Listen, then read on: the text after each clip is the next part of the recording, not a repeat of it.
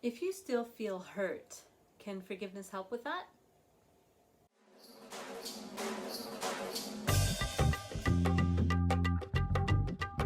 Hi there, and welcome back to Ask Dr. Saira, the show where I answer your questions about mental health, spirituality, and personal growth. Today's question comes from Ricky, and Ricky says, I still feel hurt. Forgiveness won't do anything for that, will it? I still feel hurt. Forgiveness won't do anything for that, will it? Ricky. Okay, so first thing that we have to do is define forgiveness. Like, what actually is forgiveness? And to help us do that, I have this book by Dr. Fred Luskin. It's called Forgive for Good. And he has a list of the things that are what forgiveness is and what forgiveness is not. And so I thought I'd start with that today, so you have a sense of like, what are our let's define our terms, right? So what is forgiveness? Forgiveness is for you and not the other person. Forgiveness is taking back your power from being wounded. Forgiveness is taking responsibility for how you feel now. Forgiveness is about your healing and not about the other person's actions. Forgiveness is a trainable skill, just like learning to throw a baseball. Forgiveness helps you get control over your feelings today. Forgiveness can improve your mental and physical health. Forgiveness is becoming a hero instead of a victim in the story you tell about what happened. Forgiveness is a choice you make. Everyone can learn to forgive. Forgiveness is about today and not yesterday. Forgiveness is making peace when you did not get what you wanted. Forgiveness is acknowledging the hurt. Okay, so your question, I still feel hurt.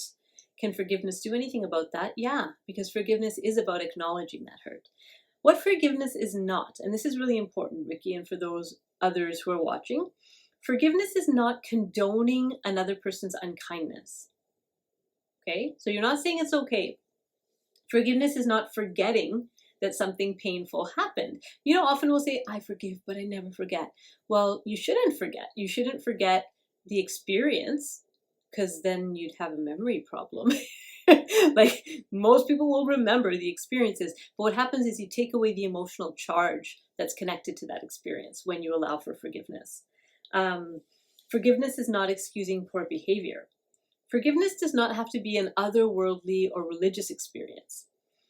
Forgiveness does not require you to reconcile with that other person. Forgiveness does not require you to give up painful feelings. Forgiveness does not mean you can't take someone to court to get what's owed to you.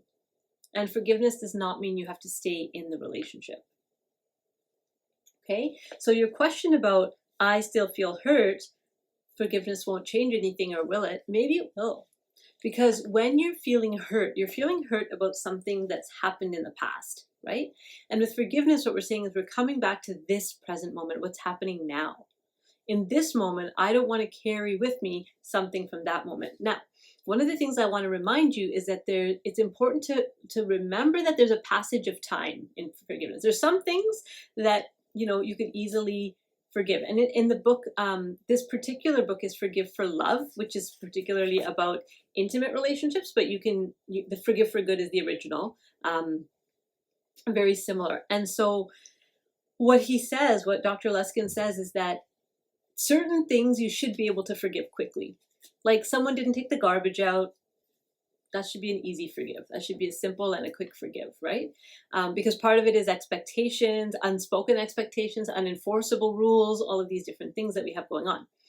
Other things are going to take a little bit longer to forgive, right? Like deliberately hurting you in some way, like betrayal or infidelity. Those things aren't just going to be like, oh, it's over. No, those are going to take a longer period of time. And so it takes time for us to process that hurt. But we don't want to get in the situation where now we're living in that hurt and we're just kind of marinating in that hurt, right? So the three things that we do that turn an issue into a long-standing grudge. There's three different ways to turn an incident into a grudge. Okay, so and we all do these. And so I wanted to put it out on the table. So one is taking an exaggerated level of personal offense. So taking things personally, much more personally than they were meant to be taken. So that's one.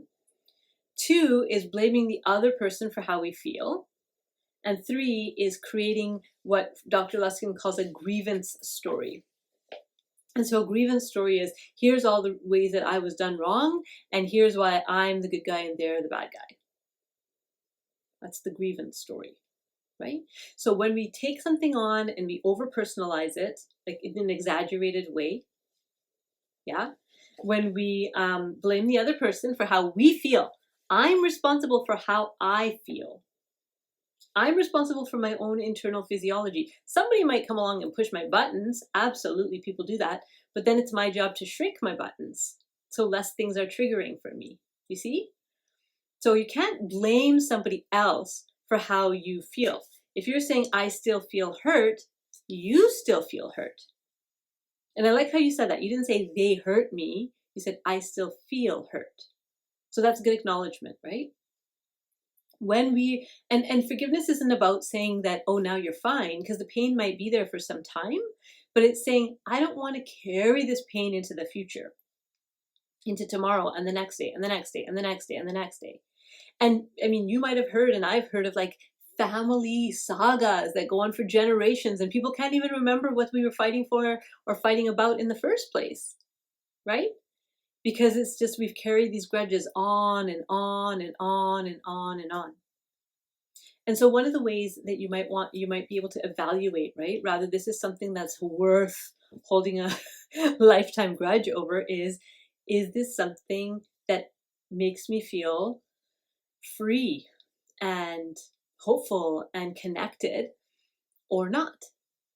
And if not, then do I want to continue making the choice to carry this thing around with me? Right? Do I want to continue making the choice to carry around something that is not actually happening right now anymore anyway?